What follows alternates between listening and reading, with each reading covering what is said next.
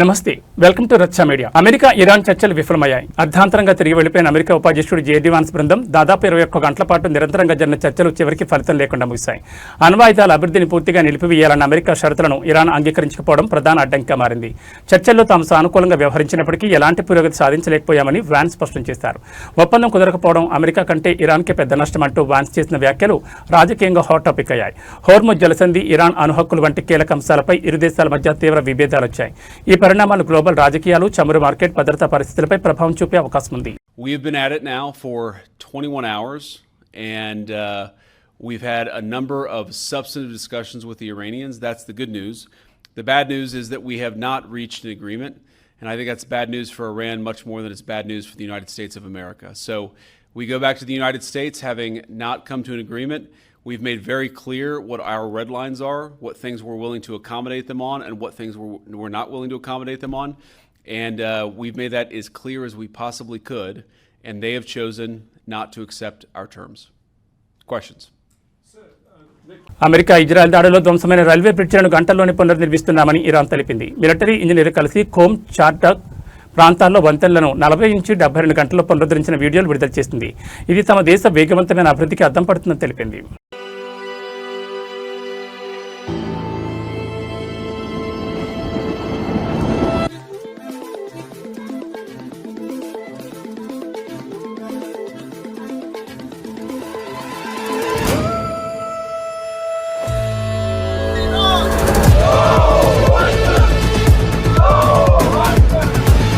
హైదరాబాద్ రాజేంద్రనగర్ పరిధిలోని శివరాంపల్లిలో గల ఒక అలంకరణ వస్తువుల గోడౌన్లో భారీ అగ్ని ప్రమాదం జరిగింది. మంటలు వేగంగా వ్యాపించడంతో పాటు దట్టమైన పొగలు అమ్ముకోవడంతో స్థానికులు భయాందోళనకు గురయ్యారు.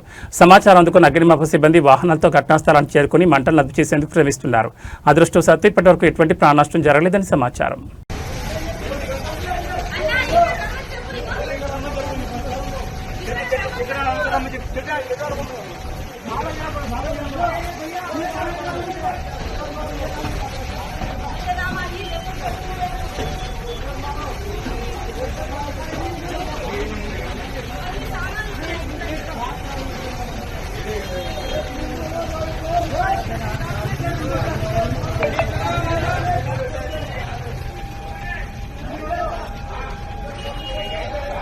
జమ్మూ కాశ్మీర్లో అత్యంత అరుదైన దృశ్యం ఆవిష్కృతమైంది. జమ్మూ కాశ్మీర్లోని అఖ్నూర్లో అరుదైన టోర్నడో 10 నిమిషాల పాటు బీభత్సం సృష్టించింది. ఈ టోర్నడో జనావాసాలకు దూరంగా ఉండడంతో దీంతో ఎటువంటి ప్రాణ నష్టం కలగలేదు.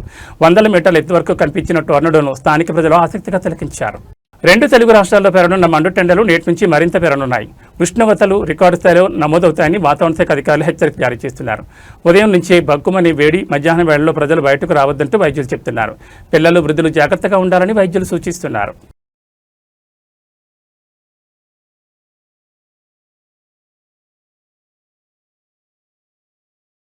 మంచిర్యాల జిల్లా చెన్నూరులో ఇప్పుడు ఎక్కడ చూసినా ఒకటే చర్చ. ఫ్రీ బస్సులో ఆ మహిళ చేసిన పనికి నెటిజన్లు ఫిదా అవుతున్నారు. అది చెన్నూరు నుంచి మంచిర్యాల వెళ్తున్న ఆర్టీసీ బస్సు. సీట్లన్నీ మహిళలతో కిక్కిరిస్తున్నాయి. అయితే అందరి దృష్టి మాత్రం ఓ మహిళ కూరగాయల వ్యాపారంపై పడింది.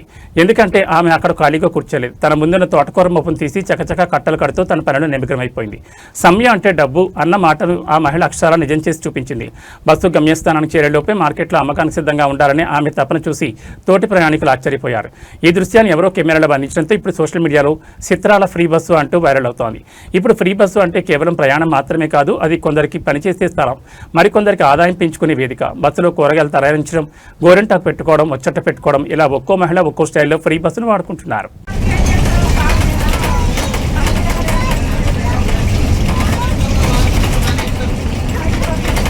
హైదరాబాద్ సిటీ పోలీసులు ఏప్రిల్ 9న రౌడీ షీటర్లు మరియు ఎన్డీపీఎస్ కేసుల్లో ఉన్న వారిపై ఆకస్మిక డ్రగ్ టెస్టింగ్ డ్రైవ్ నిర్వహించారు.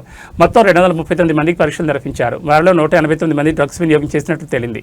ఈ డ్రైవ్ ద్వారా డ్రగ్స్ దుర్వినియోగంపై అవగాహన కల్పించడం లక్ష్యమని అధికారులు తెలిపారు. పాజిటివ్గా వచ్చిన వారికి కౌన్సిలింగ్ ఇచ్చి చట్ట ప్రకారం కేసులు నమోదు చేసినట్లు పోలీసులు తెలిపారు.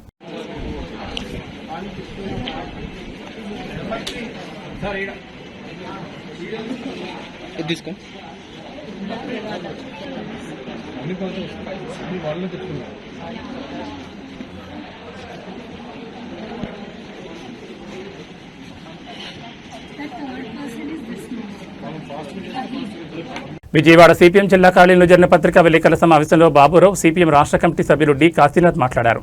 ఆస్తి విలువ ఆధారిత ఇంటి పన్ను విధానాన్ని సమీక్షిస్తామని, పన్నులు పెంచబోమని కూటమి ఎన్నికల్లో హామీ ఇచ్చి మాట తప్పింది, నమ్మకద్రోహం చేసిందన్నారు. ఏప్రిల్ 1వ తేదీ నుండి మరోసారి ఇంటి పన్నులను పెంచి పట్టణ ప్రజలపై 400 కోట్ల రూపాయల భారం మోపడం దుర్మార్గమన్నారు. గత వైసీపీ ప్రభుత్వం కేంద్రంలోని మోడీ సర్కార్ షరతులకు లొంగి అద్దె విలువ ఆధారంగా విధించే ఆస్తి పన్ను స్థానంలో క్యాపిటల్ వాల్యూ ఆధారిత ఇంటి పన్ను విధానాన్ని ప్రవేశపెట్టింది. 44/2020 చట్ట సవరణ చేసింది. జీవో 198 విడుదల చేసిందని, నాడు ప్రత్యక్షంగా టీడీపీ కూటమి పార్టీలు ప్రతి సంవత్సరం పన్నులు పెంచే విధానాన్ని వ్యతిరేకించారు. తాము అధికారంలోకి వస్తే పన్నులు పెంచబోమని మాట ఇచ్చారు. విధానాన్ని సమీక్షిస్తామని ఎన్నికల ప్రణాళికలో పేర్కొన్నారు. ప్రతిరోజు పరస్పర విమర్శలు చేసుకునే కూటమి వైసీపీ పార్టీలు నేడు ఇంటి పన్ను పెంపుదలలో మాత్రం వైసీపీ బాటలోనే కూటమి సర్కార్ నడుస్తోందని దుయ్యబట్టారు. 2021-22 నుండి ఇప్పటికే 130% పట్టణాల్లో ఇంటి పన్నులు పెరిగాయి. 15%తో ప్రారంభమై ఈ సంవత్సరం 30% పన్నులు పెరిగాయి. రాబోయే 2 ఏళ్లలో 45%కి పెంపుదలు చేరతాయన్నారు. తక్షణమే పెంచుతున్న పనులను ఉపసంహరించుకోవాలని డిమాండ్ చేశారు.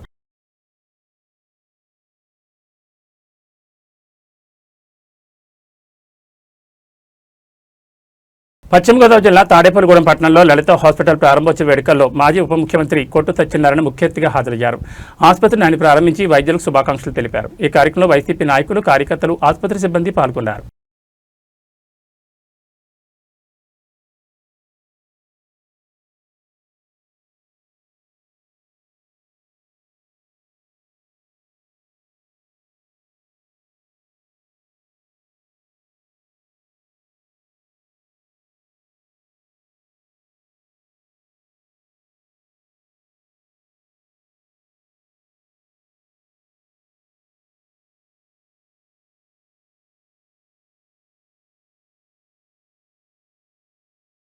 పశ్చిమ గోదావరి జిల్లా తాడేపల్లిగూడెం ఎమ్మెల్యే ప్రభుత్వ విప్ బొలిశెట్టి శ్రీనివాస్ తమ స్వీయ నిధులతోనూ ప్రజల సహకారంతోనూ ఎంతో ప్రతిష్టాత్మకంగా నిర్మించిన అన్ని హంగులతో ప్రారంభోత్సవానికి సిద్ధంగా ఉన్న స్విమ్మింగ్ పూల్ను సందర్శించేందుకు ఏడబ్ల్యూఏ సభ్యులను స్విమ్మింగ్ పూల్ నిర్వాహకులు ప్రత్యేకంగా ఆహ్వానించారు. పట్టణానికి మణిహారంలా ఎంతో ఆహ్లాదకర వాతావరణంలో నిర్మించిన ఈ స్విమ్మింగ్ పూల్ సందర్శనకు మిత్రులందరూ తప్పక హాజరై అభివృద్ధి కార్యక్రమాలకు సర్వదా మేము సైతం అంటూ సంఘీభావాన్ని తెలియజేసి ఈ కార్యక్రమాన్ని విజయవంతం చేయాలని ఏడబ్ల్యూఏ అధ్యక్షులు తిరుమల సూరిబాబు కోరారు.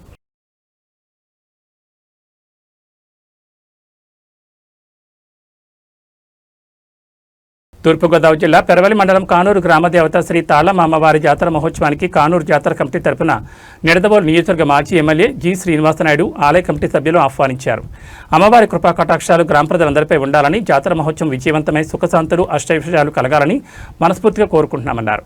భక్తులందరూ అధిక సంఖ్యలో పాల్గొని అమ్మవారి ఆశీస్సులు పొందాల్సిందిగా కోరుతున్నారు.